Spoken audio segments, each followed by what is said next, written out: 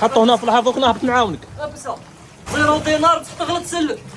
رانا في مغارة جاية في وسط البحر وفيها ماء حلو صالح للشرب، كيتشربوا لداخل ويقولوا كيتخرجوا برا يولي مالح. هل زعما هذه المعلومة صحيحة؟ وباش نتأكدوا من هذه المعلومة انطلقنا من شاطئ واد بيبي بولاية سكيكدا للبحث عن هذه العين المتواجدة في وسط البحر والمسماة بعين شفا. هاي العشرة تاع الصباح، هاوليك وين كنا في واد بيبي. هاي الديستيناسيون تاعنا ورا الجبل هذا ان شاء الله. والبحر قاعد غير يزيد ويهيج، كونو قوي. وصلنا لهيه باه ندورو، لقينا الموجة بزاف طالعة. الوغ اني لي عين شفا. بعد فشل المحاولة الأولى اضطرينا للرجوع لشاطئ واد بيبي، خيمنا وانتظرنا الصباح.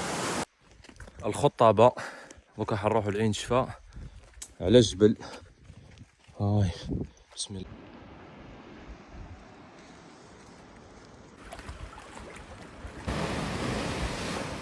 اخيرا وصلنا لعين شفا. هاوليكم المدخل تاع عين شفا.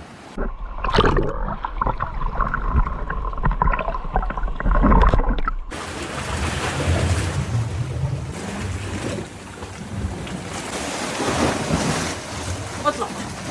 يعطيك الصحة بابا، ما دراك ايفار. انا وصلنا. ها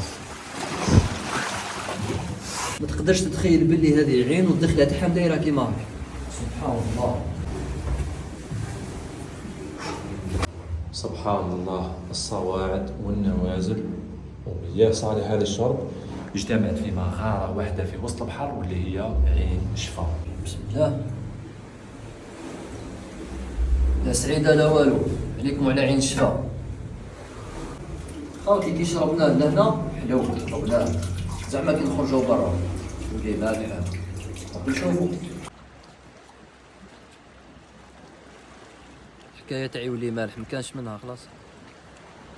حلو بقى حلو.